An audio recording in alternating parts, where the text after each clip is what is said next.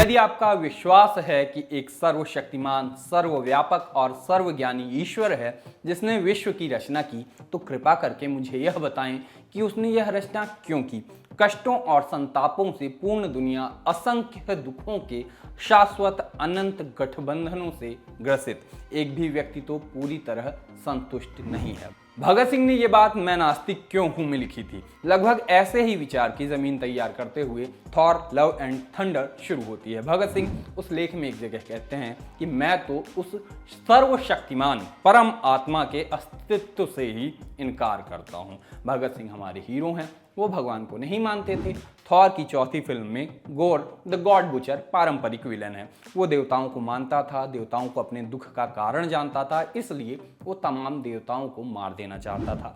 अपने मंसूबे को पूरा करने के लिए वो एक एक करके देवताओं को निर्ममता से मारना शुरू कर देता है।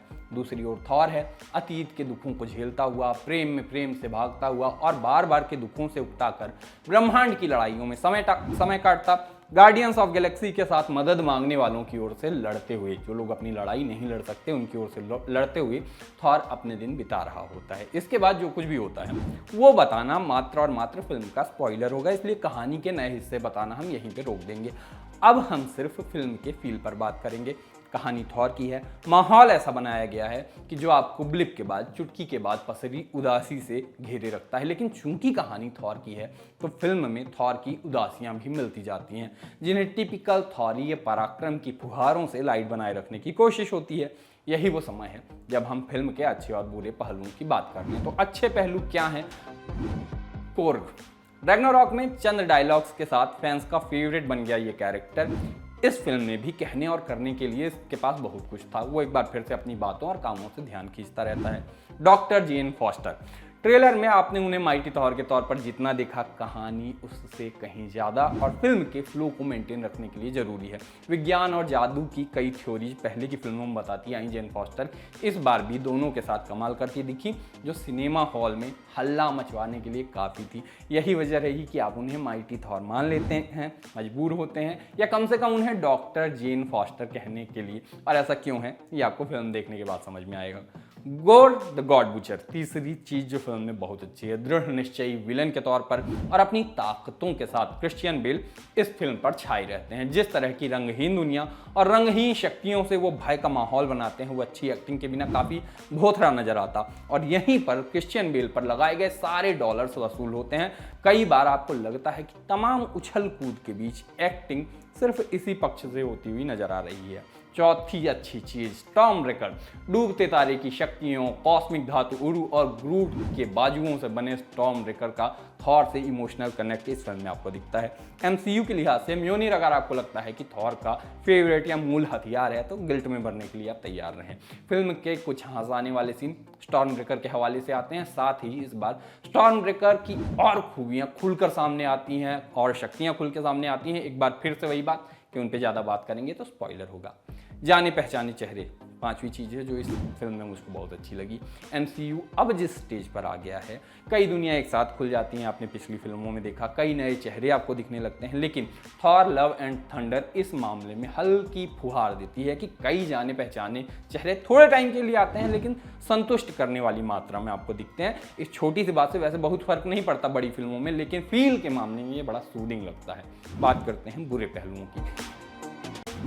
ये फिल्म थॉर की चारों फिल्मों में सबसे कमजोर तो नहीं है, लेकिन सबसे कम कनेक्ट करने वाली फिल्म है। फिल्म में आपको सीट से उछालने वाले कई सीन मिलेंगे। फिल्म में आपको ये सोचा ही नहीं था या यही मुझको देखना था, ऐसे मोमेंट भी आएंगे, लेकिन वैसे भाव नहीं आते जैसा जेल में बंद लोकी को जब माँ की मौत की खबर मिलती है तब आता है। वो सुख नहीं मिलता जैसे डिस्ट्रॉयर से पीटे थॉर के हाथ में जब दोबारा हथौड़ा आता है तब जैसा फील मिला था, तब जैसा सुख मिला था, वो नहीं मिलता। कमजोर स्क्रिप्ट है। आप थॉर की कहानी देखना चाहते हैं, स्क्रीन पर जो हो रहा है वो विजुअल ट्रीट है। फाइट सीन बहुत अच्छे हैं, वीएफएक्स कमाल के हैं, वो नहीं है मार्वल की फिल्म है। गोर और थॉर की लड़ाई की कोरियोग्राफी भी बहुत अच्छी है। कोरियोग्राफी उतनी भी अच्छी नहीं, मतलब उतनी भी ज़्यादा नहीं जितनी आपने शांग-ची में देखी थी, लेकिन जितना कुछ दिखता है, जितनी कुछ फाइट सीन्स है, वो बेहतरीन है। आप इस फिल्म के बारे में बहुत अच्छा महसूस करना चाहते हैं और यहीं पे टाइका वाइटिटी चूक जाते हैं। आप फिल्म के बारे में अच्छा महसूस नहीं कर पाते क्योंकि कहानी ऑर्गेनिक नहीं लगती। कुछ तो है जो जबरन कठूर सा हुआ लगता है और अंत में आप खुद से ये सवाल करते हैं फिल्म खत्म होने के बाद कि अगर ये कहानी आपको ना दिखाई जाती तो भी क्या कुछ खास फर्क पड़ता। तो ये फिल्म किस बारे में है? फिल्म सवाल खड़े करती है, आप भक्त हैं, देवताओं में या किसी शक्ति में भरोसा करते हैं, उसी के भरोसे हैं, लेकिन वही शक्ति आपके सबसे गाढ़े वक्त में काम नहीं आएगी तो आप क्या करेंगे?